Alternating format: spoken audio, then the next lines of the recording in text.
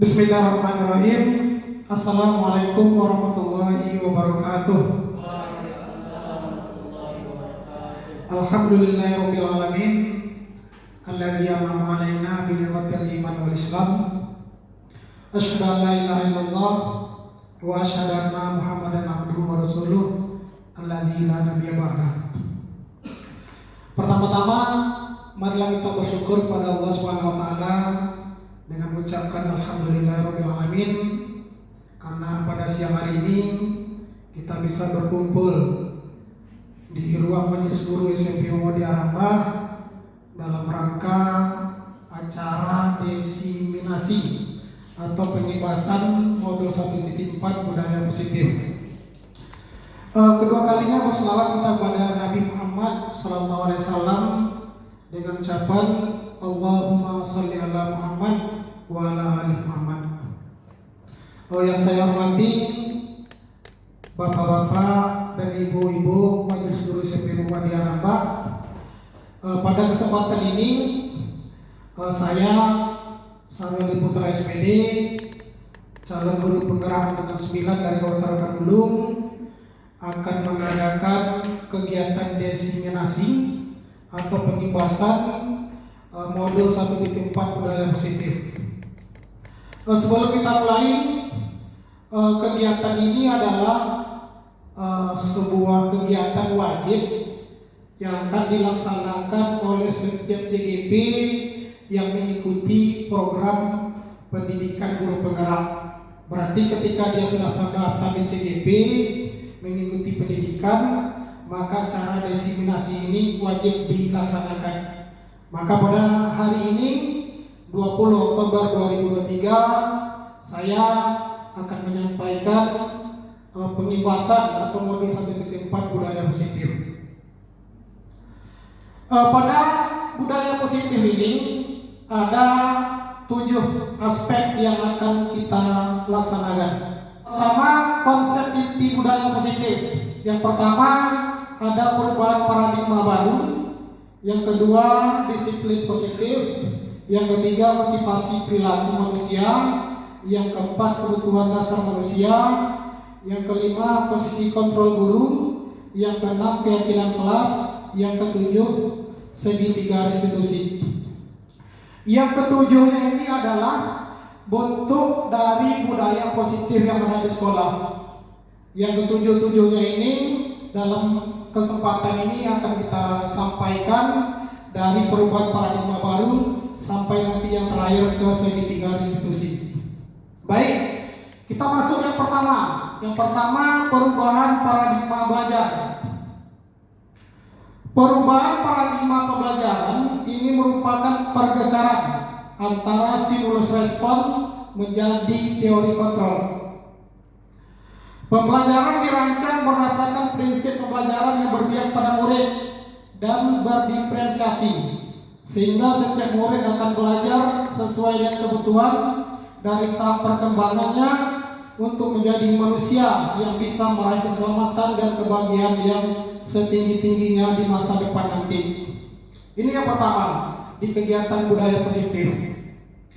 Kita mengetahui bahwasanya ketika kita berada di zaman sekarang, di zaman yang begitu canggih dengan teknologinya yang begitu hebat, maka kita sebagai seorang guru atau pendidikan itu mengharapkan kita untuk melakukan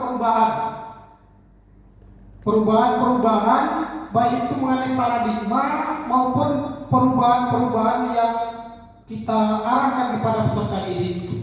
Karena di sini fokusnya ketika kita mengajar atau mendidik anak-anak, salah satu yang harus kita ingat atau yang harus kita ketahui adalah pembelajaran yang berpihak kepada murid.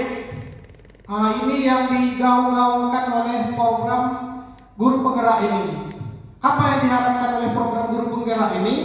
Kita sebagai guru harus berpihak pada murid. Artinya sesuai dengan kodrat alam dan kodrat zaman anak itu, kita harus menyesuaikannya baik dalam bertingkah laku maupun dalam belajar di kelas. Karena kita semua mungkin mengetahui bahwasanya latar belakang anak kita ini bermacam ragam. Dengan berlatar belakang yang ini yang bermacam ragam itu, sehingga kita harus bisa memposisikannya. Umpamanya si A, apa kebutuhannya? Si B, apa kebutuhannya? Begitu juga dengan si C. Artinya apa? Kita sebagai guru ini dituntut oleh pemerintah atau dituntut oleh kementerian untuk supaya bisa melaksanakan pembelajaran itu yang berpihak pada murid. Artinya kita harus mengetahui kodrat alamnya. Kodrat alam itu apa? Berarti kita harus mengetahui lingkungan anak. Karena berbeda lingkungan, anak itu akan berbeda perhatian atau keadaannya ketika berada di sekolah. Itu udah otomatis. Mungkin ketika anak itu yang lingkungannya lingkungan pasar, itu akan berbeda dengan anak-anak yang tinggal di lingkungan sekolah. Sehingga apa? Sehingga sejauh manapun atau sebanyak apapun latar belakang anak kita ini, kita harus bisa memposisikannya. Artinya memang anak ini menjadi istimewa bagi kita. Dan di program guru penggerak ini ada istilah menghamba kepada murid. Yang menghamba kepada murid ini memang sesuatu yang amat berat akan kita laksanakan. Tetapi itulah dia permintaan dari kementerian itu, bahwasanya murid itu kita jadikan sebagai artis. Maksudnya apa? Kita mengikuti apa yang diinginkannya, tapi kita juga mempunyai kontrol dengan murid tadi. Sehingga apa? Sehingga di dalam pembelajaran filosofi Ki Hajar Dewantara, di situ dijelaskan bahwa menurut Ki Hajar Dewantara bahwa tujuan pendidikan yaitu, ini yang diharapkan oleh Ki Hajar Dewantara sebagai bapak pendidikan, menuntun segala kodrat yang ada pada anak-anak agar mereka dapat mencapai keselamatan dan kebahagiaan yang setinggi-tingginya, baik sebagai manusia maupun sebagai anggota masyarakat. Ini tujuan pendidikan menurut Ki Hajar Dewantara, yaitu bapak pendidikan kita. Di awal itu ada kata-kata menuntun. Berarti apa? Menuntun itu adalah mengajak, membimbing, mengarahkan, menunjuk murid tadi supaya dapat mencapai keselamatan dan kebahagiaan yang setinggi-tingginya, baik sebagai manusia maupun sebagai anggota masyarakat. Jadi di program guru penggerak ini memang guru ini dituntut selain berhamba kepada murid, selain berpusat kepada murid, juga kita dituntut untuk menuntun segala kodrat yang ada pada anak-anak agar mereka dapat mencapai keselamatan dan kebahagiaan yang setinggi-tingginya.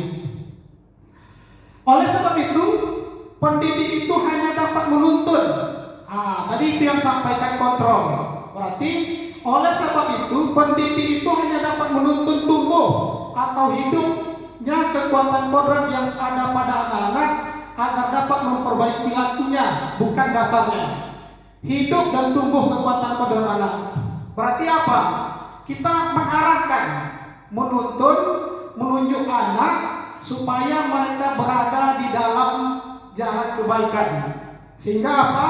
Sehingga apa yang dicita-citakan oleh bapak pendidikan kita, Ki Hajar Dewantara, anak itu selamat dan bahagia, baik dia sebagai manusia biasa maupun sebagai anggota masyarakat. Ini adalah paradigma baru yang pertama. Artinya, kalau mungkin selama ini paradigmanya itu, kalau bahasa orang keren sekarang itu teacher center, di era sekarang ini kita dituntut untuk menjadi student center. Kalau kemarin itu mungkin kita sebagai guru itu lebih banyak berperan di kelas atau berperan di pembelajaran. Di paradigma pembelajaran ini malah terbalik. Artinya kita akan membuat program pembelajaran di kelas itu dengan student center. Kita kan tahu kan, kalau teacher center itu berarti Guru itu mendominasi dalam belajar, berarti dia yang mendominasinya dalam belajar itu. Tetapi dengan adanya paradigma baru ini, kita mengarahkan atau merubah yang dari teacher center menjadi student center, sehingga anak itu memang lebih banyak dilibatkan dalam proses pembelajaran. Ini adalah yang pertama. Yang kedua, apa makna disiplin? Ini apa namanya ini? Dilemparkan pertanyaan dulu. Siapa di antara rekan-rekan atau bapak-bapak ibu yang mau mencoba menjawab ini dulu? Siapa kira-kira? Apa makna disiplin? Ini kategori yang kedua. Ya, silakan Bu. Meletakkan sesuatu pada tempatnya. Meletakkan sesuatu pada tempatnya. Ya. Ada yang lain lagi? Kata disiplin. Ketika ada kata disiplin, apa yang terbersit di ingatan kita atau di kepala kita? Disiplin. Ini. Kalau tadi kan meletakkan sesuatu pada tempatnya. Kalau yang lain ada kira-kira? Ya silakan Bu. Mengikuti semua aturan yang ada. Mengikuti semua aturan yang ada tepat waktu. Oke. Terima kasih ibu-ibu yang sudah bersedia untuk menjawab pertanyaan ini. Sekarang dengan kegiatan pengibasan ini kita lihat apa makna disiplin. Kita semua mungkin bisa melihat di depan bahwasanya disiplin ini berasal dari bahasa Latin. Bahasa Latinnya disiplina, yang artinya belajar. Disiplin diri membuat orang menggali potensinya menuju sebuah tujuan apa yang dihargai. Ini yang pertama. Berarti artinya disiplin ini juga adalah salah satu proses dari belajar. Sehingga ketika kita menghadapi anak di kelas, di lingkungan sekolah, mereka melakukan proses pembelajaran atau melakukan hal-hal positif yang berkenaan dengan sekolah, itu juga salah satu bagian dari disiplin. Selanjutnya, namun dalam budaya kita, makna kata disiplin telah berubah menjadi sesuatu yang dilakukan seseorang pada orang lain untuk mendapatkan kepatuhan.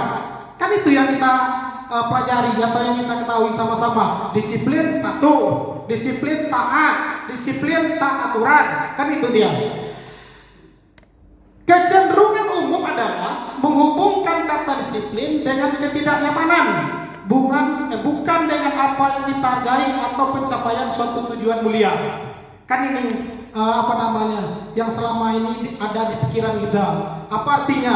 Contohnya disiplin. Ketika anak itu menaatinya, berarti dia senang, bahagia, taat aturan. Tetapi ketika dia melanggar apa yang menjadi sebuah kata-kata disiplin itu, akan menjadi sesuatu yang membuat dia tidak nyaman. Kan itu yang selama ini kita ketahui. Dan untuk mengetahui lebih dalam mengenai kata disiplin, ini ada salah satu yang perlu kita ingat. Disiplin adalah kemampuan memerintah diri sendiri dalam mengontrol dan menguasai diri untuk memilih tindakan yang mengacu pada nilai-nilai yang kita hargai dengan penuh tanggung jawab tanpa terperintah orang lain.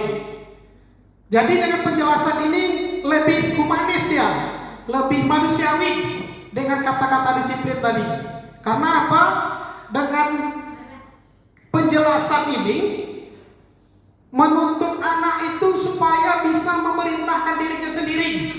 Jadi artinya kalau kita buat dulu contohnya kita membuat aturan atau kesepakatan dengan anak-anak itu jam 7 sudah sampai ke sekolah. Di mana letak kata disiplin itu?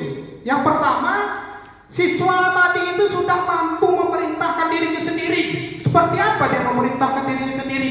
Berarti tepat waktu. Itu salah satu contohnya. Atau dari rumah dia sudah memang ada pikirannya, saya sebelum jam 7 ini mesti sudah sampai ke sekolah.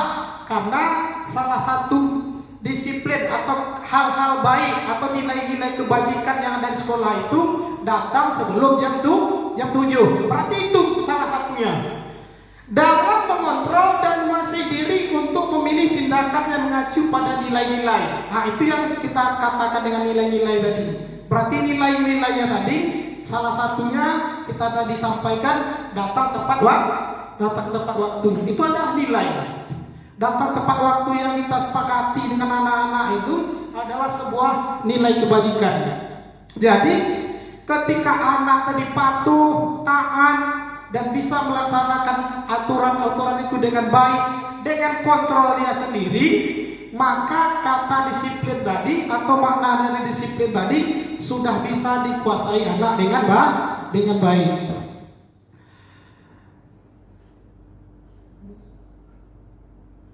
Ini berikutnya. Maksud dari nilai-nilai yang kita hargai, tadi kan ada di situ nilai-nilai yang kita hargai dan nilai-nilai kebajikan. Nilai-nilai kebajikan yang ingin dicapai oleh setiap anak Indonesia kita kenal dengan profil pelajar Pancasila. Inilah yang kita gaung-gaungkan, apalagi di kurikulum Merdeka ini.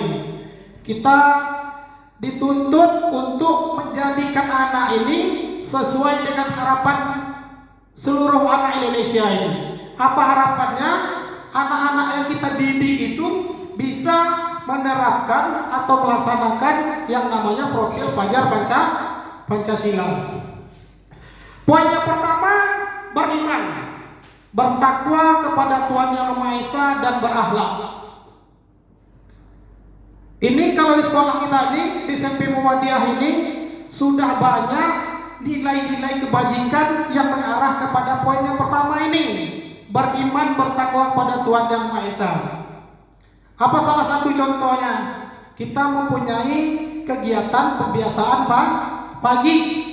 Di kegiatan pembiasaan pagi itu salah satunya ada kegiatan tahsin. Apa yang kita harapkan dari kegiatan tahsin ini? Yang pertama, anak-anak yang belum lancar dalam membaca Al-Quran, dengan adanya pembiasaan-pembiasaan pagi yang kita laksanakan seperti tahsin tadi, anak yang kurang lancar bisa menjadi lancar. Dan apa? Lagi contohnya, kita mengadakan kegiatan muhadharah. Berarti kegiatan muhadharah itu sebelum anak itu tampil, mereka mempersiapkan diri, materi, ayat, hadis, mahfuzat maupun hal lainnya yang itu bisa membuat mereka itu bersemangat, lancar, dan bisa ketika mereka tampil di depan orang ramai. Dan itu juga salah satu bukti bahwasanya kita menanamkan beriman dan bertakwa kepada Tuhan Yang Maha Esa itu kepada anak-anak kita. Dan begitu juga berakhlak. Ini yang amat kita gaung-gaungkan. Karena apa? Karena akhlak ini adalah salah satu cerminan anak ini atau baik atau tidaknya. Ketika akhlaknya baik, mungkin untuk proses pembelajarannya akan mudah. Tetapi ketika anak itu tidak mempunyai akhlak yang baik, maka otomatis yang pertama itu kawan, yang kedua guru, yang ketiga lingkungan. Mereka tidak akan merasa nyaman atau tidak akan merasa enak ketika belajar atau bersosialisasi atau berkomunikasi dengan kawan-kawannya. Saudara-saudaraku, bapak-bapak dan ibu-ibu, di dalam Al-Quran juga sudah menjelaskan poin pertama ini. Berarti profil pelajar Pancasila ini yang sudah dirumuskan oleh negara kita ini juga sejalan dengan agama kita.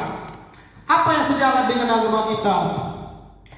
Di dalam Al-Quran surat Al-Mujadalah ayat 11 Allah berfirman, A'udzubillahi minasyaitonirrajim, Bismillahirrahmanirrahim. Yarfa'illahu allazina amanu minkum wallazina utul ilma darajat. Apa artinya? Allah itu akan mengangkat derajat manusia atau orang itu ketika dia mempunyai poin pertama profil pelajar Pancasila ini. Berarti apa? Rumusan yang telah dirumuskan oleh pemerintah kita ini sejalan dengan apa yang ada di agama kita. Ada kata-katanya amanu, berarti beriman. Pas poin yang pertama tadi. Berarti apa? Rumusannya ini sudah sesuai juga dengan agama kita. Karena yang ditinggikan derajatnya atau yang diangkat martabatnya, yang pertama itu adalah orang-orang yang beriman. Baru nanti masuk kedua, ketiga, keempat, kelima. Apa yang kedua itu? Yang kedua itu adalah utul ilma darajat. Berarti orang-orang yang diberi oleh Allah itu ilmu beberapa derajat. Apa contohnya? Mandiri. Mandiri. Berarti anak mandiri itu anak yang sudah mempunyai bekal hidup tanpa disuruh orang lain. Ini memang beban berat dengan kita. Karena apa? Karena di beberapa kelas itu dengan kata mandiri ini belum bisa anak itu untuk bersifat seperti mandiri itu. Apa contohnya? Ketika kita buat PR,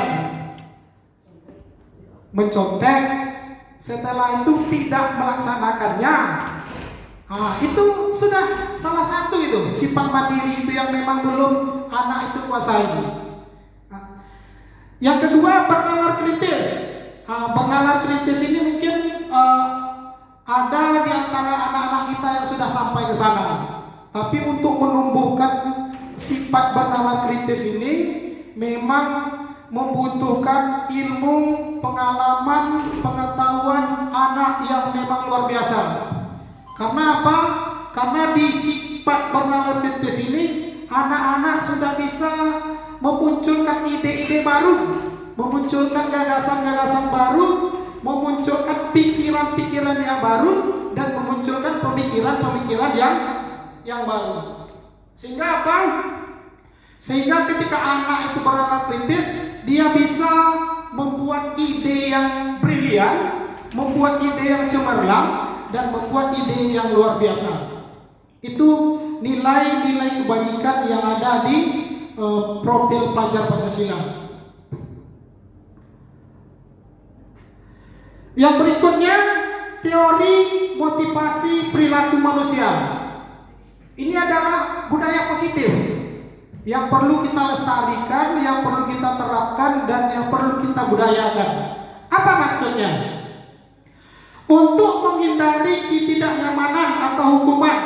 Ini teori yang pertama. Apa yang terjadi apabila saya tidak melakukannya? Ini teori pertama untuk teori motivasi perilaku manusia. Artinya apa?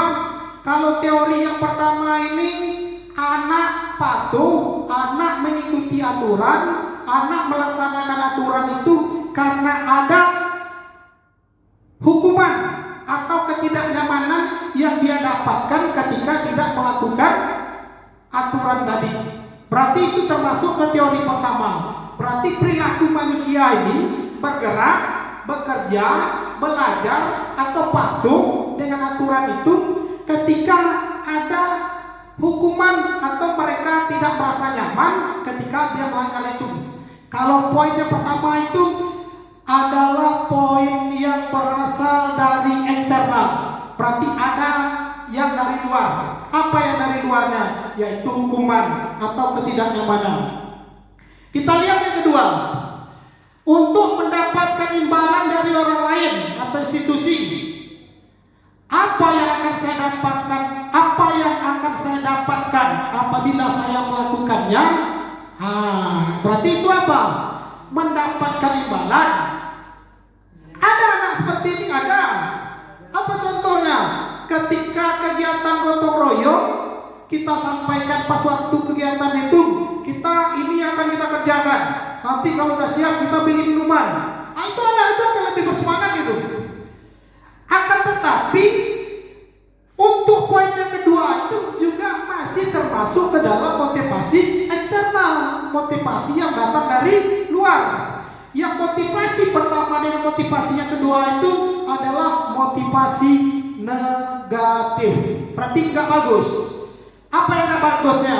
Dia taat karena hukuman, dia taat karena imbalan. Itu adalah motivasi yang berasal dari luar diri anak, dan itu adalah motivasi yang negatif atau motivasi yang tidak baik. Sedangkan untuk yang ketiga, untuk menghargai diri sendiri. Saya akan menjadi orang yang seperti apa bila saya melakukannya. Berarti dia sudah membawa dirinya. Oh, saya kalau tak aturan, yang pertama guru akan senang. Yang kedua, ada perasaan batin saya kepuasannya, merasa puas. Yang ketiga apa? Dengan menaati aturan itu, sehingga kawan yang lain juga akan terpancing ingin melakukan hal-hal baik yang sudah saya lakukan. Berarti apa? Berarti itu atau tiga tadilah motivasi manusia itu melakukan sesuatu. Itu tidak anak saja. Kita sebagai guru juga seperti itu. Pasti ada di antara tiga motivasi tadi. Yang berikutnya kebutuhan dasar manusia. Ini agak apa ini? Agak seru atau agak sengit materi ini.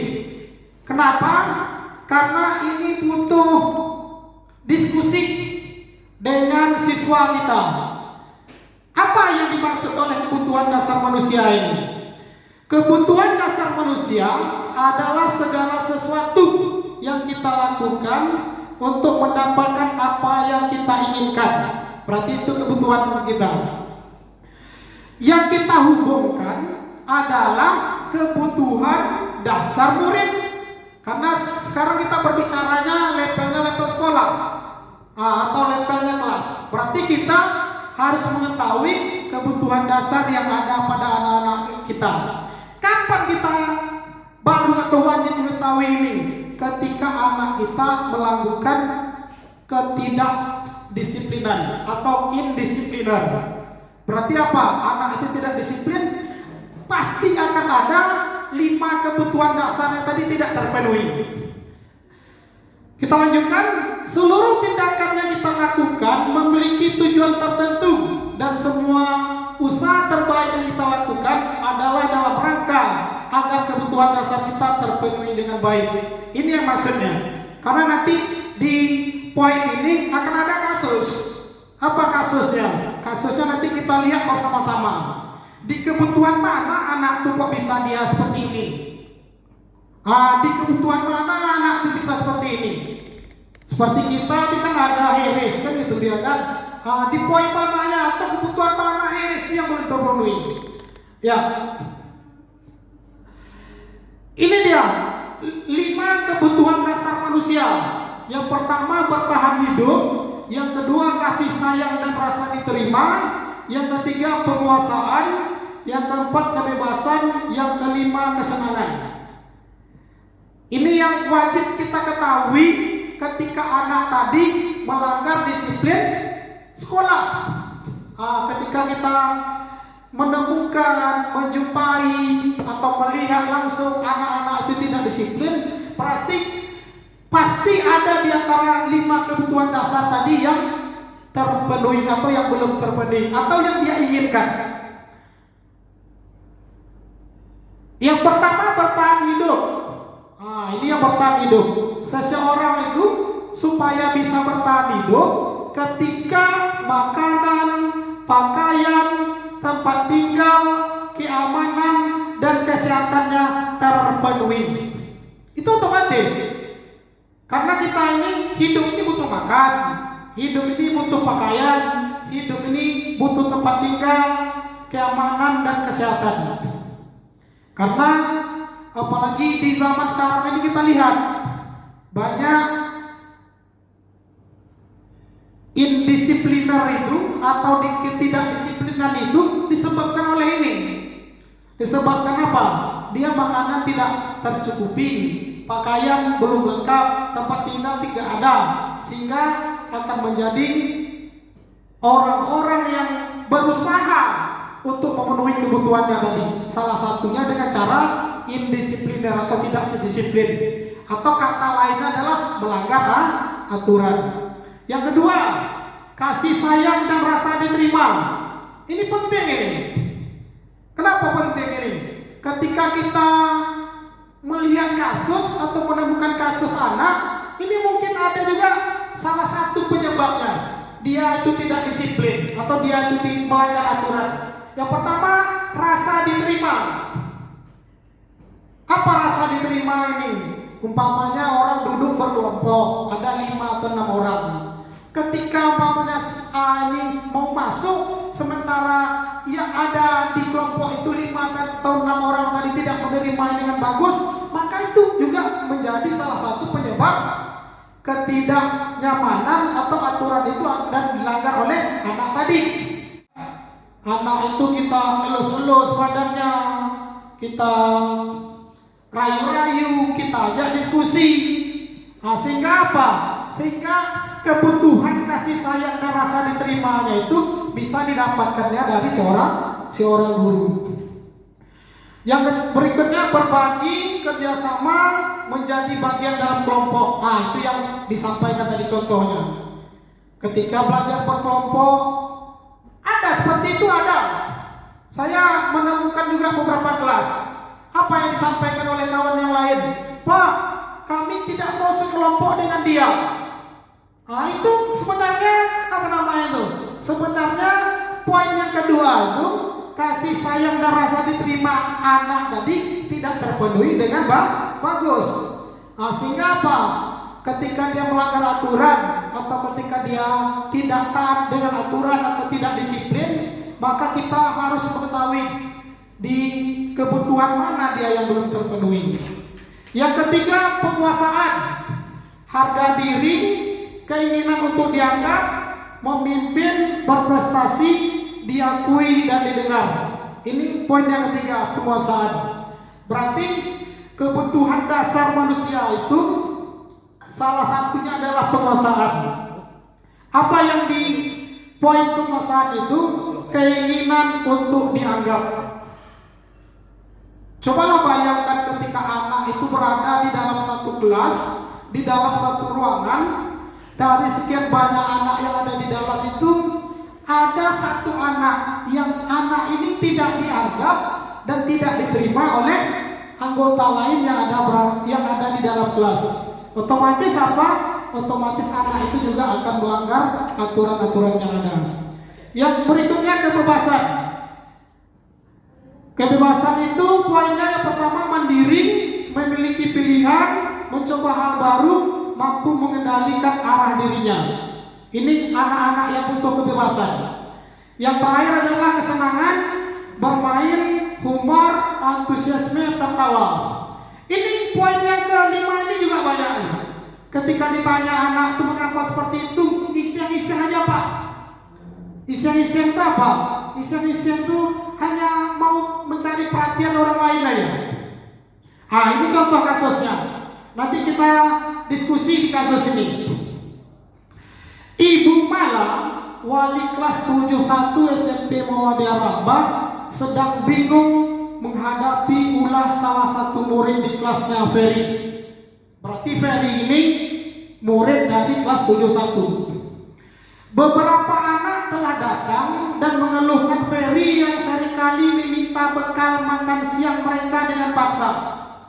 Berarti siang-siang Ferry ini datang ke kelas, dirampasnya, dipaksanya makan siang kawan-kawan yang lainnya.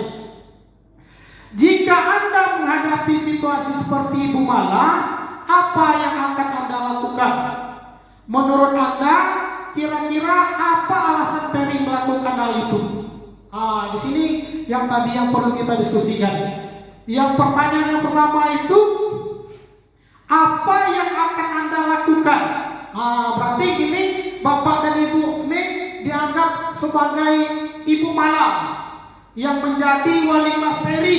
Yang Ferry ini setiap hari ketika siang datang ke kelas itu atau berada di kelas itu, dia paksa kawan-kawan itu supaya makanan itu ke dia dirampas. Kira-kira apa yang akan kita lakukan? Ya, silakan. Assalamualaikum warahmatullahi wabarakatuh. Waalaikumsalam warahmatullahi wabarakatuh. Sebagai wali kelas, saya sebagai Ibu Mala untuk menghadapi Ferry, saya panggil Ferry. Ya. Saya tanya Ferry, kenapa Ferry seperti itu? Apakah Ferry dikasih makan, dibawakan bekal dari rumah oleh ibunya? Ya. Atau ada keluarga yang tidak cukup? Nah, itu yang akan saya ditanya Ferry dengan baik-baik. Iya. Apa yang terjadi rupanya seperti itu, Ferry? Betul. Berarti itu salah satunya. Jawabannya kan berarti memanggil Peri, menanyakan Peri apa atau kenapa dia membuat hal seperti itu, atau memaksa atau merampas makanan dari kawannya. Nah, itu. Yang kedua, menurut bapak-bapak dan ibu-ibu, kira-kira apa alasan Peri melakukan hal itu? Dia tadi kan pas siang datang ke kelas, kan dipaksanya, dirampasnya makanan kawan-kawannya. Berarti kalau yang poin yang kedua ini kita mengira-ngira baru kan? Mengira-ngira. Sementara kalau yang poin yang pertama itu kita sudah akan tahu akan melakukannya. Nah, sekarang kita lihat dalam konteks penerapan disiplin positif, ibu mana sebaiknya mencari tahu alasan. Nah, betul yang dijawab oleh Bunda kita ini.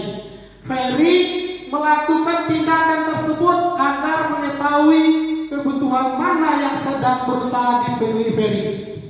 Nah, kita lihat poin yang pertama. Apabila jawaban Ferry karena ia lapar dan orang tuanya tidak membawakannya bekal makan siang, berarti Ferry itu berbuat tidak disiplin tadi itu untuk memenuhi kebutuhannya bertahan hidup. Daripada lapar perutnya, daripada haus dia paksa kawannya tadi supaya memberikan makanan kepada dia. Berarti apa? Poin yang pertama ini, Ferry itu berbuat itu untuk bertahan hidup atau memenuhi kebutuhan bertahan hidup. Yang kedua, apabila jawaban Ferry karena ia senang temannya menjadi memperhatikan dia, berarti kebutuhannya adalah cinta dan kasih sayang. Dia mau diterima. Kalau bahasa apanya kan ada itu MPO lah, dia kan mencari perhatian, mencari perhatian orang. Yang ketiga, apabila jawaban Ferry adalah dia merasa hebat. Nah, ini dia poin yang ketiga nih.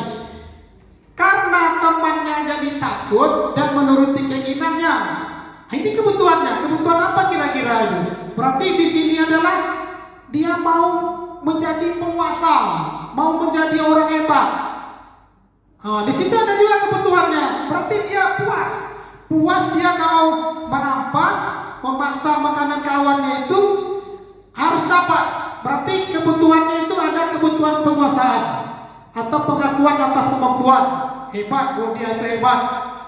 Yang keempat, apabila jawaban Ferry karena dia merasa bosan dengan bekal yang dibawakan ibunya, karena selalu membawakan bekal yang sama, itu dia. Bapaknya dijawabnya, saya sebenarnya ada dibekali oleh orang tua saya atau ibu saya di rumah, tetapi sambalnya atau lauknya itu saja, sehingga Ferry itu bosan, nggak mau dia, maka dia berusaha mengambil paksa makanan yang ada di kawannya. Maka itu adalah termasuk kebutuhan kebebasan. Dia bebas, nggak mau dia itu juga, nggak mau sambal itu, nggak mau lauk itu, dia mau sambal dan lauk yang lain. Sedangkan yang kelima, apabila jawaban Ferry adalah karena iseng dan dia menikmati ekspresi wajah teman yang kesal karena diambil makanannya, berarti dia itu butuh senang-senang. Senang dia melihat kawannya kesal, senang dia melihat ekspresi kawannya itu marah, jengkel. Berarti apa yang diharapkan itu? Berarti kebutuhan yang dibutuhkan Ferry saat itu adalah kebutuhan bersenang-senang. Dia hanya menikmati kesenangan ketika kawannya cemberut, marah, kesal kepadanya. Lanjut, ini 5 posisi kontrol guru. Apa yang kita tuju atau yang kita harapkan di 5 posisi kontrol guru ini? Yang kita harapkan adalah ketika kita melakukan identifikasi atau ketika kita melakukan pengawasan atau ketika kita melihat anak kita yang tidak disiplin, maka 5 posisi kontrol ini yang harus kita kuasai sebagai guru. Tapi di antara posisi kontrol ini ada posisi yang memang bagus, ada yang sedang, ada yang buruk. Kenapa? Karena kelima posisi kontrol ini sebenarnya ada pada diri kita, ada di diri kita. Di penghukum ada, pembuat rasa bersalah ada, teman ada, pemantau ada, manajer ada. Jadi di 5 posisi kontrol ini kita sebagai guru itu nanti harus berposisi atau meletakkan posisinya paling tidak di posisi 4 dan 5. Karena kalau di posisi 1, 2, dan 3 itu belum mengena di hati atau di jiwa anak-anak. Ini contohnya, contoh penerapan 5 posisi kontrol. Kasus murid tidak memakai atribut lengkap saat upacara bendera. Kalau posisi kontrol penghukum itu, dia menyampaikan dengan anak apa? Nah, patuhi peraturan sekolah. Setelah itu apa yang disampaikannya? Berdiri di barisan lain. Berarti kita membuat barisan anak yang terlambat. Berarti itu apa? Kalau dalam bahasa sekarang itu komunikasinya hanya satu arah. Anak tidak kita beri kebebasan. Kenapa dia tidak memakai atribut dengan lengkap? Itu berarti kalau di program guru bernegara itu di posisi paling rendah. Ketika anak itu dengan kasus inilah contohnya. Ini kasusnya apa? Murid tidak memakai atribut lengkap saat upacara bendera. Langsung kita sebagai guru kita katakan atau kita sampaikan, nah, patuhi peraturan sekolah. Setelah itu kita bariskan dengan tidak ada komunikasi dengan anak itu masuk ke level pertama penghukum. Dan ini adalah sifatnya negatif.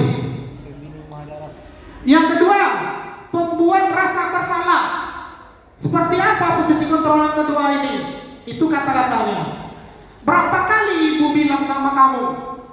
Itu kita sampaikan dengan anak-anak tuh. Umpamanya dia terlambat, kita sampaikan anak. Udah berapa kali bapak bilang atau ibu bilang? Setelah itu apa yang kita sampaikan itu? Ibu kecewa sama kamu. Dengan kasus tadi ini nih, murid tidak memakai atribut lengkap saat upacara tadi, maka itu masih di level kedua, pembuat rasa bersalah. Kenapa? Karena anak itu kalau kita sampaikan seperti tadi, dia akan merasa bersalah dengan dirinya. Karena di posisi kedua ini, diskusinya atau komunikasinya juga masih satu arah. Kita belum memberikan kesempatan kepada anak untuk menyampaikan apa alasannya tidak memakai atribut dengan lengkap. Yang ketiga, posisi teman. Kamu lagi dia terlambat kan? Abang nilai. Kan itu dia kan? Setelah itu kita sampaikan, jangan gitu dong. Ayo gabung dengan yang lain untuk ada bapak. Itu untuk posisi yang ketiga, teman. Berarti kita sudah berusaha untuk berdiskusi dengan anak, tetapi kita belum menerima alasan atau kenapa dia bisa tidak memakai atribut secara lengkap. Sedangkan yang keempat, pemantau. Pemantau apa yang dikatakannya? Kamu sudah melanggar peraturan sekolah. Kamu tahu konsekuensinya. Nanti saya cek, kerjakan apa yang seharusnya kamu lakukan. Ini adalah posisi guru yang keempat, pemantau. Dengan kasus murid tidak memakai atribut lengkap tadi, maka kita menanyakan dengan anak. Apa yang akan kita tanyakan dengan anak? Kamu sudah melanggar peraturan sekolah? Berarti kita sampaikan dengan itu, atau kita buat pernyataan. Kamu tahu konsekuensinya? Berarti ini sudah mengarah, komunikasinya sudah mulai dua arah. Sedangkan yang terakhir ini adalah manajer. Apa posisi kontrol manajer ini? Seorang guru yang berada di posisi manajer ini, dia akan bertanya kepada anak, apakah kamu tahu kesalahan kamu? Berarti kita sudah mulai menggali penyebab kenapa anak tadi itu tidak memakai atribut. Setelah itu apa lagi? Disitulah terciptanya diskusi dua arah tadi. Apa kira-kira pendapatmu? Nah, kita tanyakan dengan anak itu kan, tahu apa kesalahanmu? Bapaknya dijawab, tahu Pak, tahu Bu, saya tidak memakai atribut secara lengkap. Setelah itu kita tanya lagi, apa kira-kira pendapatmu? Tidak memakai atribut secara tidak lengkap itu bagus atau tidak? Atau sesuai dengan aturan sekolah kita? Berarti kita sudah mulai memancing anak itu untuk berdiskusi dua arah. Setelah itu baru kita tanya yang terakhirnya, bagaimana cara memperbaiki kesalahan kamu? Berarti kalau kita bertanya dengan itu, dengan kata-kata tadi itu, anak itu sudah mulai apa dia? Anak itu sudah mulai berjanji dengan dirinya sendiri supaya untuk yang akan datang itu tidak datang ke sekolah dengan atribut yang tidak lengkap. Sehingga apa? Sehingga dengan adanya komunikasi dua arah tadi antara guru dengan siswa, akan siswa tadi itu akan mencari solusi atau pemecahan masalah dari apa yang telah dia laksanakan. Berarti aku hari ini tidak membawa atribut dengan lengkap. Bagaimana solusinya atau caranya supaya untuk hari-hari berikutnya saya bisa memakai atribut secara lengkap. Berikutnya yang termasuk dalam budaya positif itu adalah keyakinan kelas. Ini memang adalah salah satu budaya positif yang perlu kita budayakan, dan ini memang idealnya kita laksanakan ketika tahun ajaran baru. Kenapa? Karena kalau ketika tahun ajaran baru ini kita buat keyakinan kelas ini, maka seluruh yang ada di kelas, siswa dan guru mengetahui apa-apa keyakinan kelas yang akan dilaksanakan untuk tahun itu di kelas itu. Keyakinan kelas adalah nilai-nilai kebajikan atau prinsip-prinsip universal yang disepakati bersama secara universal, lepas dari latar belakang suku, negara, bahasa maupun agama. Berarti apa? Di situ ada kata kuncinya disepakati bersama. Itu kata kunci keyakinan kelas itu. Berarti keyakinan kelas itu disepakati bersama. Siapa yang menyepakatinya? Guru dan siswa. Menurut Gosen tahun 1998, suatu keyakinan akan lebih motivasi seseorang dari dalam. Seseorang akan lebih bersemangat untuk menjalankan keyakinan daripada hanya sekedar mengikuti serangkaian peraturan. Jadi keyakinan ini sebenarnya tidak jauh berbeda dengan peraturan. Tapi kalau peraturan ini biasanya kita main tempel-tempel saja. Maksud tempel-tempel itu, anak itu tidak kita libatkan langsung dalam membuat peraturan tadi. Jadi ketika peraturan kelas itu kita buat dengan bersama-sama, maka itu akan menjadi sebuah keyakinan kelas. Maksud kita apa? Dengan kita melaksanakan keyakinan kelas ini, anak itu yang pertama akan kita ikutkan dalam kegiatan keyakinan kelas tadi. Kita sepakati, kita musyawarahkan, kita tempelkan. Setelah itu kita beri kesempatan anak tadi untuk menyampaikan keyakinan kelas apa yang mereka inginkan. Ini dia caranya untuk membentuk keyakinan kelas. Pembentukan keyakinan kelas. 1. Keyakinan kelas bersifat abstrak daripada peraturan. Jadi dia agak lebih nampak abstrak dia sifatnya kan. Kalau peraturan itu ada juga atau kebanyakan kita menggunakan kata-kata dilarang. Umpamanya apa? Dilarang makan di dalam kelas, dilarang membawa sendal ke dalam kelas, dilarang mencoret-coret buku, dilarang mencoret-coret meja. Kan gitu dia. Kalau dengan kata-kata dilarang itu masih ada negatif anak lagi. Maksudnya apa? Dilarang itu di pikiran ini masih negatif. belum terpancar lagi positifnya apa. Itu yang pertama. Yang kedua, keyakinan kelas berupa pernyataan-pernyataan yang universal. Berarti dia bersifat umum. Semua orang paham dan mengerti dengan keyakinan kelas tadi. Yang ketiga, pernyataan keyakinan kelas senantiasa dibuat dalam bentuk positif. Itu dia maksudnya tadi. Maksudnya apa? Ketika peraturan itu mungkin kita banyak menggunakan kata dilarang, dilarang, dilarang. Sekarang kita rubah.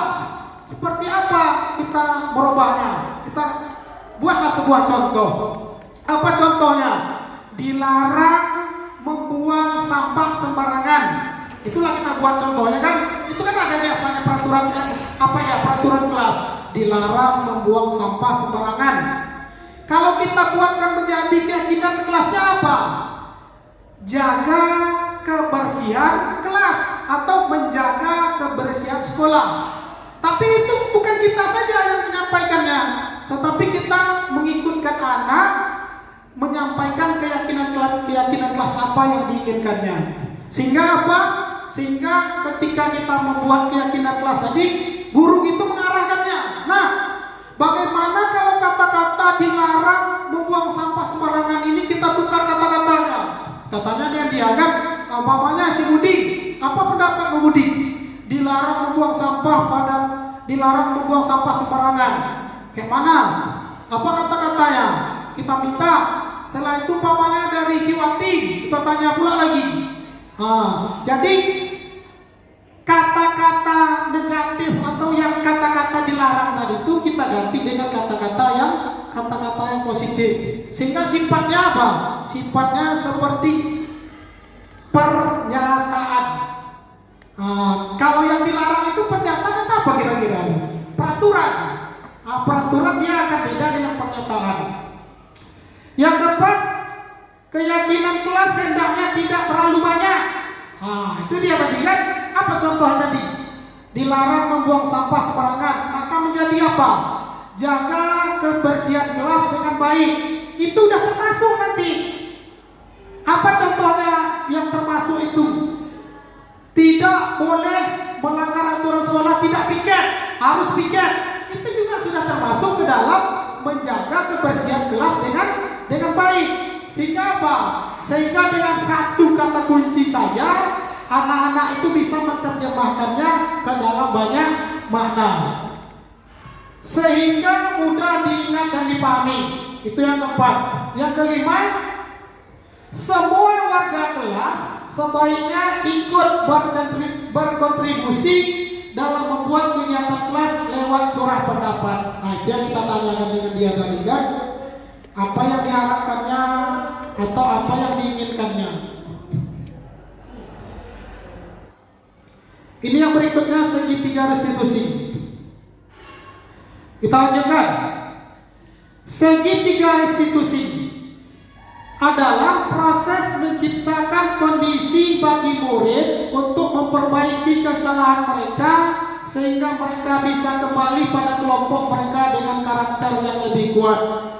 Berarti ini sama arahnya dengan posisi kontrol guru tadi. Posisi kontrol guru yang kelima tadi manajer. Berarti manajer tadi, guru itu yang pertama tadi menanyakan anak, kenapa dia terlambat. Setelah itu berdiskusi dengan anak untuk mencari solusi atau pemecahan masalah dari yang dia langgar tadi. Berarti ini yang pertama, segitiga restitusi. Itu yang pertama bagiannya, membantu murid menjadi lebih memiliki tujuan disiplin positif serta memulihkan dirinya setelah berbuat salah. Itu yang diharapkan atau yang dituju oleh kegiatan segitiga restitusi. Yang kedua, membantu murid untuk jujur pada diri sendiri, mengevaluasi dampak dari kesalahan yang dilakukan. Itu otomatis, karena tadi kita sendiri yang bertanya langsung dengan anak, penyebabnya apa, sudah berapa kali dia umpamanya tidak mematuhi aturan sekolah atau tidak memakai pakaian seragam, sehingga dengan itu anak itu bisa menjawab dengan diri sendiri dan bisa mengevaluasi apa atau dampak dari kesalahan yang dilakukannya. Yang ketiga, memberikan penawaran, bukan paksaan. Nah, perhatikan ketika kita menanyakan apa yang akan kamu lakukan untuk besok supaya kamu bisa membawa atau supaya kamu bisa memakai pakaian seragam secara lengkap. Berarti kita akan memberi penawaran dengan anak.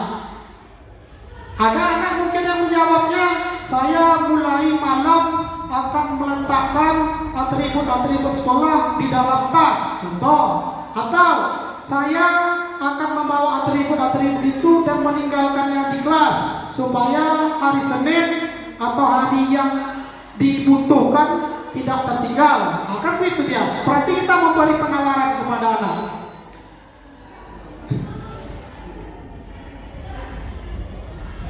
Selanjutnya, tahapan segitiga restitusi.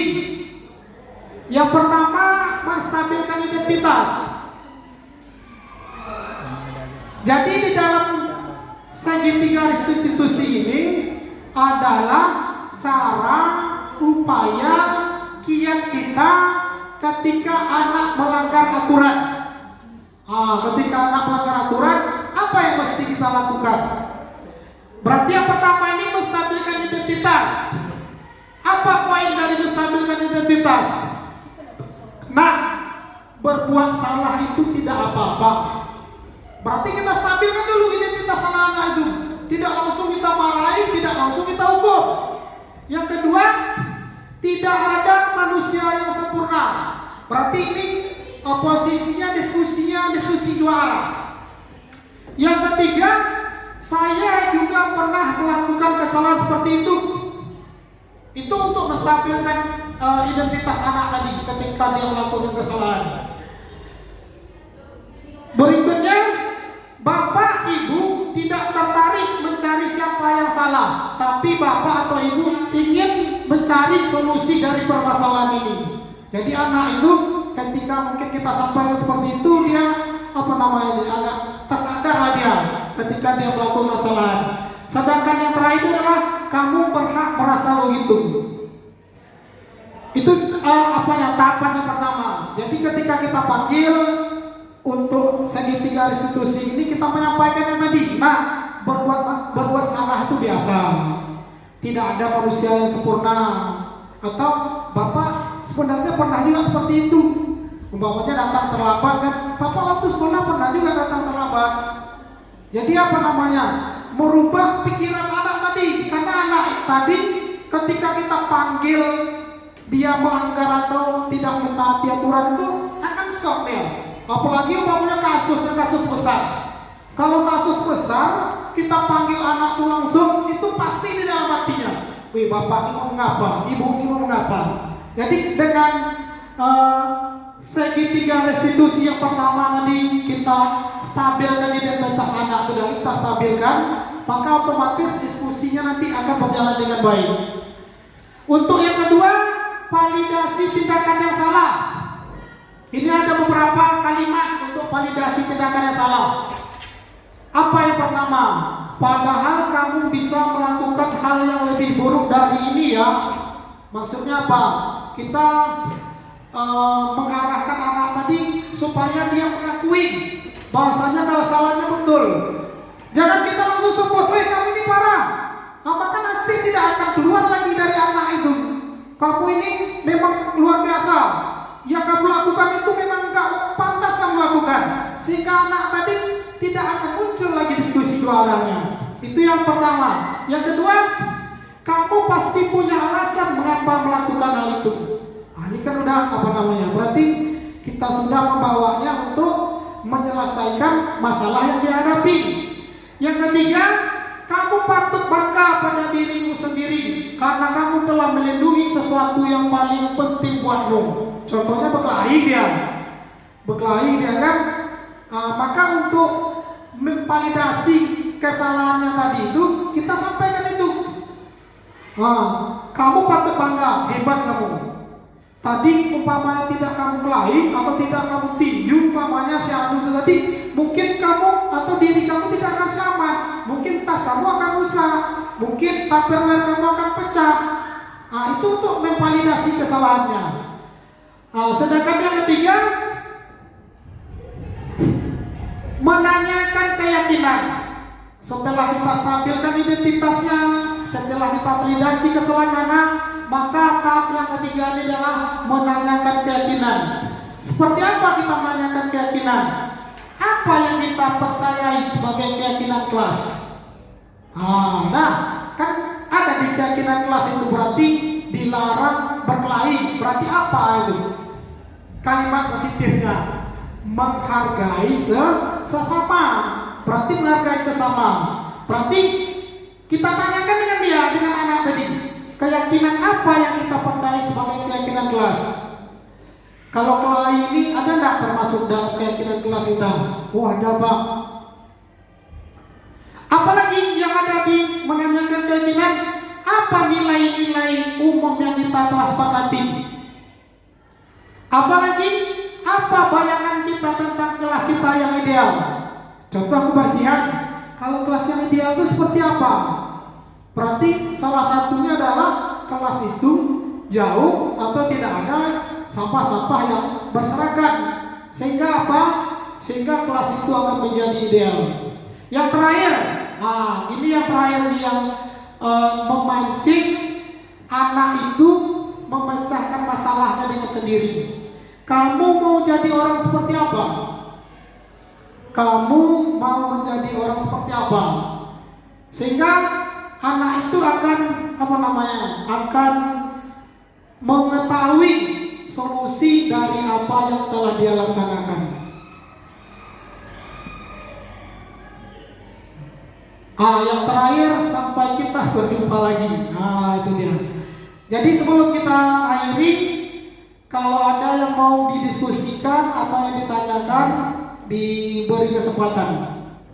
Baiklah, di sini yang ingin saya tanyakan, contoh penerapan 5 posisi kontrol, yaitu pada manajer tadi.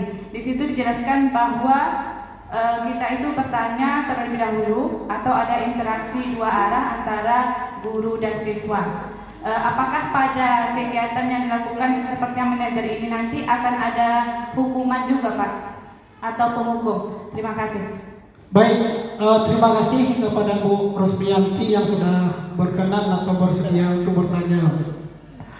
Untuk menjawab pertanyaan ini, yang pertama, di antara 5 posisi kontrol guru tadi, maka posisi kontrol manajer adalah posisi kontrol yang paling tinggi atau yang paling diharapkan atau yang dianggap paling bisa untuk memecahkan suatu masalah atau mencari solusi dari masalah.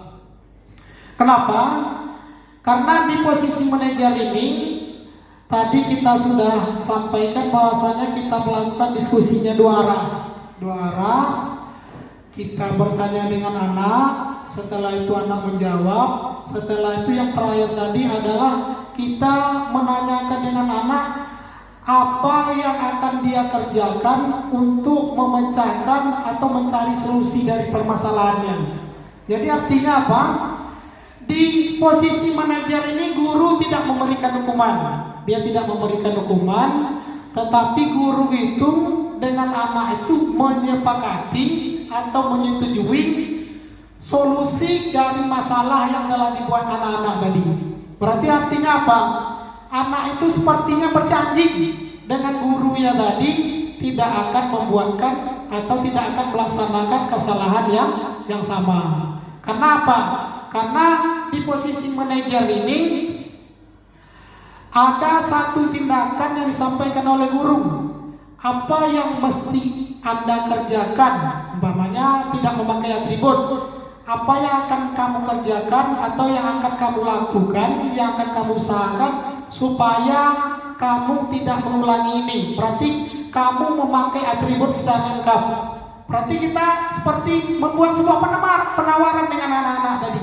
Jadi kita tawarnya anak-anak itu seperti apa? Atau bagaimana kamu besok itu bisa memakai atribut secara lengkap? Berarti kan anak itu memberikan solusi. Apakah dia memang menyiapkannya dari malam atau meletakkannya di dalam tas atau mungkin meninggalnya di kelas. Jadi di posisi manajer ini guru tidak memberikan hukuman. Di posisi manajer ini guru dan siswa mencari solusi permasalahan apa yang dihadapi oleh anak. Warahmatullahi wabarakatuh. Waalaikumsalam warahmatullahi wabarakatuh. Terima kasih atas waktu yang diberikan. Dalam posisi penghukum juga ada yang pertama kali tadi contohnya murid tidak memakai atribut lengkap saat upacara bendera. Ini tidak apa-apa Pak kalau dibandingkan dengan yang terjadi di lapangan. Boleh. Boleh Bu, boleh Bu. Saya ini kan udah lama juga jadi guru kan Pak. Iya, iya. Jadi pas semester ini saya pikir hari Senin kebetulan. Iya. Jadi cocok betul dengan materi yang Bapak berikan ini. Sementara anak-anak itu kan udah sepakat kita kalau hari Senin harus pakai atribut lengkap. Sementara atribut tersebut kan sudah dikasih sama anak-anak semuanya. Jadi pertama kali mereka tidak memakai atribut, saya sudah Pak untuk hari ini bebas nggak ya Pak? Nah, jadi besok nggak boleh lagi kayak gitu. Cari kenapa rupanya ini belum dibeli Bu, ini hilang segala macam alasan-alasan anak tersebut. Kemudian untuk mencari masalah apanya, solusinya. Jadi bagaimana caranya besok beli lagu? Ya boleh. Kamu tinggal di rumah malam-malam sebelum siapkan dulu ke dalam tas. Baru besok tinggal memakai pagi-pagi. Jadi insya Allah Pak sudah diberi solusi yang baik. Ya, ini di lapangan ini. Ya. Namun yang terjadi apa? Mereka tetap tidak memakai atribut tersebut. Orang yang sama. Bagaimana solusi yang lain? Assalamualaikum warahmatullahi wabarakatuh. Waalaikumsalam warahmatullahi wabarakatuh. Pertanyaan yang luar biasa dari Bunda Yeliwarti. Ini kasus nyata ya, kasus nyata karena ibu ini untuk tahun pelajaran baru ini di hari Senin piket, ibu ini menjumpai siswanya yang memang banyak tidak memakai atribut sekolah. Tadi di 5 posisi kontrol guru itu, kalau yang ibu lakukan itu udah ke posisi manajer itu lah Bu. Udah ke posisi manajer. Apa posisi manajer tadi? Ibu itu memberikan penawaran dengan anak. Apa penawarannya? Bagaimana untuk Senin yang akan datang atribut itu bisa lengkap. Berarti kan kita memberi penawaran.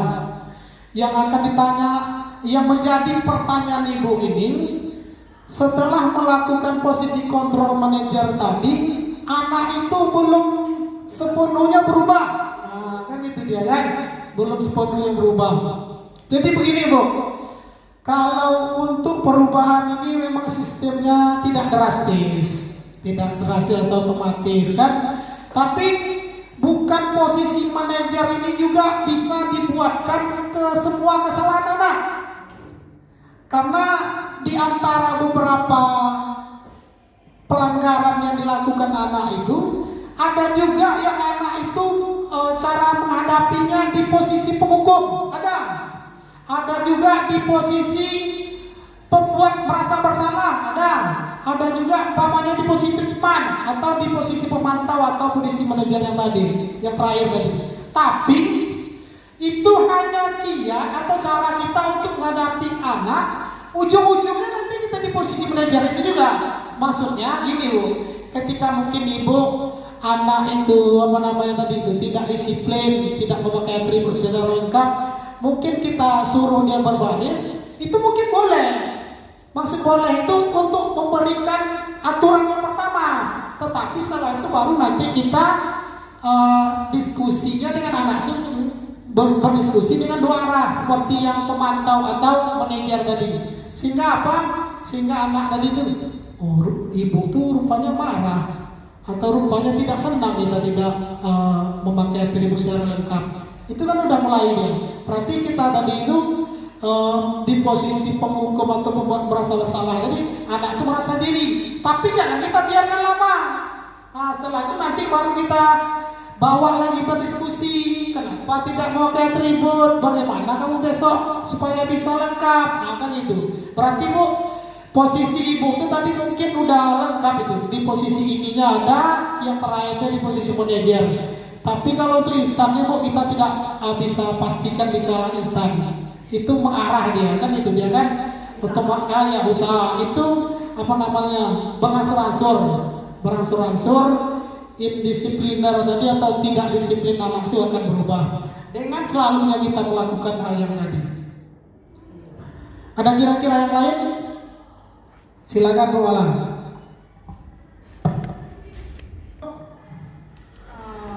Assalamualaikum warahmatullahi wabarakatuh. Waalaikumsalam warahmatullahi wabarakatuh. Ya, saya ingin tanyakan Pak, gini, kita kan ada di dalam bagaimana cara kita meyakinkan keyakinan di dalam kelas itu?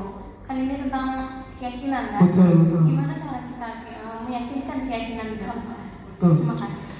Baik Bu, ini sebuah pertanyaan yang bagus ini, yang apa namanya ini, yang perlu kita mengetahui bersama-sama trik bagaimana keyakinan kelas tadi terpatri atau tertanam di murid anak-anak. Yang pertama, keyakinan kelas tadi memang kita diskusikan dengan anak itu secara bersama-sama.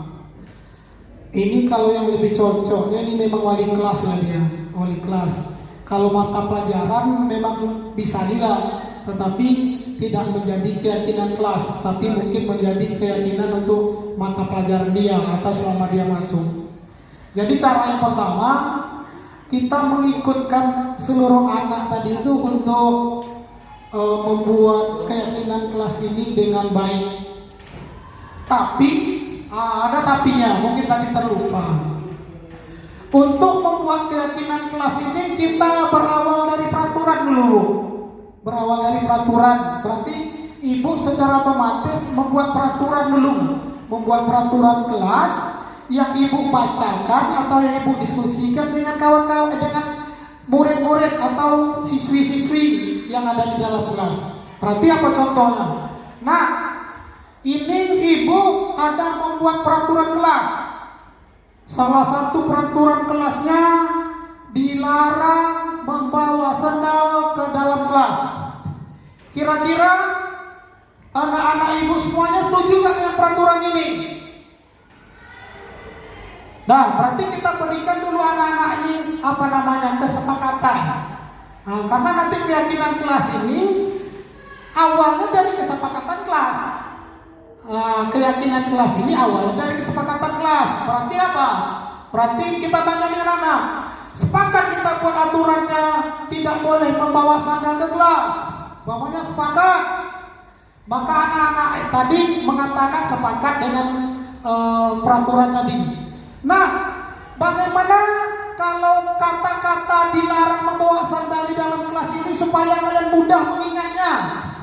Apa kira-kira katanya yang bagus supaya kalian mudah ingat, mudah terpatri di dalam diri kalian atau di dalam pikiran kalian? Pancing anak itu dulu kan. Kalau memang tidak ada, keluar dari anak-anak itu baru kita. Bagaimana kata-kata dilarang membawa sandal di dalam kelas ini kita buat kata-kata yang mudah. Mana mudah kalian mengingat dilarang membawa sandal ke dalam kelas atau menjaga kebersihan kelas bersama-sama. Berarti kan kita tawarkan anak-anak itu. Karena kata-kata dilarang ini kalau dalam ilmu kejiwaannya memang udah terpatri sebuah aturan atau hukuman. Dilarang, berarti kan tidak boleh. Kalau menjaga itu berarti kan keyakinan, berarti kita sama-sama ada apa namanya itu, motivasi intrinsik anak itu yang muncul dari diri sendiri untuk selalu menjaga kebersihan kelas. Itu yang pertama. Yang kedua, memang setelah kita membuat keyakinan kelas itu secara idealnya itu, kalau apalagi di zaman sekarang ini, itu kita apa? Kita kita cetak keyakinan kelas tadi itu kita buatkan. Kalau perlu kan satu tempat, umpamanya di kelas 1, kemana anak itu lagi akses jalannya yang sering menuju kelas itu contohnya. Sehingga apa? Sehingga ketika dia lewat nampak dengan brosur atau pamflet tadi, dia akan mengingat kembali, oh keyakinan kelas saya seperti ini. Sehingga apa? Sehingga keyakinan kelas itu memang menjadi sebuah keyakinan kelas. Mungkin itu saja yang bisa atau saya coba untuk menjawab. Sebelumnya saya mengucapkan ribuan terima kasih kepada rekan-rekan semua, bapak-bapak dan ibu-ibu yang sudah mengikuti kegiatan ini dengan baik. Sekali lagi, mohon maaf atas segala kekurangan. Kami akhiri dengan Assalamualaikum warahmatullahi wabarakatuh.